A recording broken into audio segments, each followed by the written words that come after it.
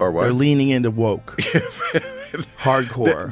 They're petrified of some kind of backlash. Nobody wants a movie about true love? What kind of woman do we want out there seeking true love, Eliana? It's the outrage. I wanted my money back. It was very disappointing. They are pretending like Rachel Zegler is the first of them all when she looks like Lord Farquaad in the film. Every way that Disney changed the story, it changed it for the worse. The new Disney boss babe, who is Rachel Zegler, the inverse of happy. So she comes off as an insufferable, whiny brat. No one on the right side of America can stand the star of this movie. Rachel Zegler, like so many kids raised on TikTok, she's all for infantata is the only global solution. Joe Rogan and Bill Maher recently criticized Rachel Zegler's portrayal of Snow White in Disney's 2025 live-action remake, calling it a disaster.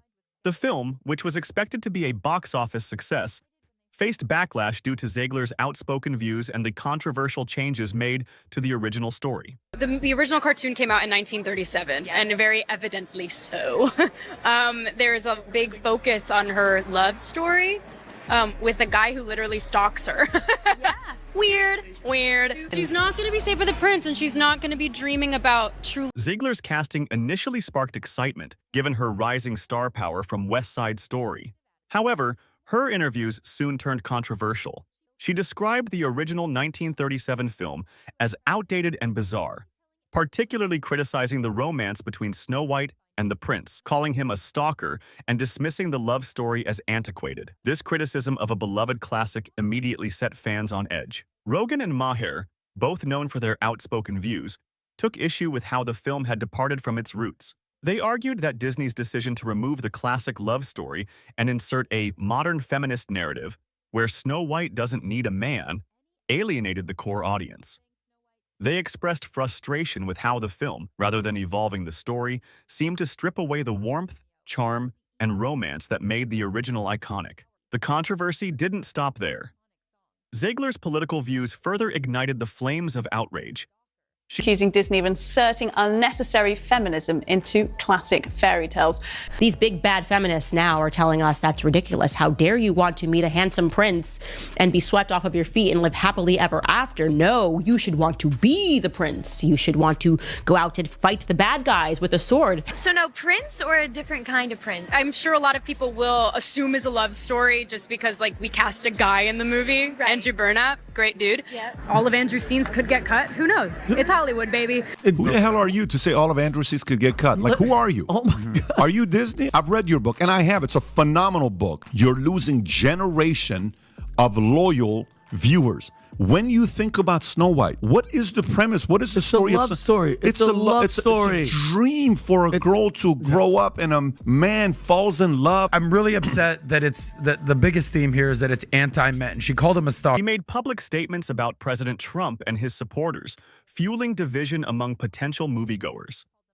Many fans felt that her divisive rhetoric and the film's lack of relatability contributed to the disastrous opening weekend, with box office sales plummeting to around 43 million, a far cry from expectations. Additionally, the film's reimagining of the dwarfs from Snow White added to the controversy. Actor Peter Dinklage criticized Disney's decision to cast little people in the traditional dwarf roles, which led Disney to scrap the characters entirely. The film instead introduced CGI magical creatures, a move that was widely panned for its lack of nuance and sensitivity. Despite attempts at damage control by Disney, including a public apology from Zegler, the damage had already been done.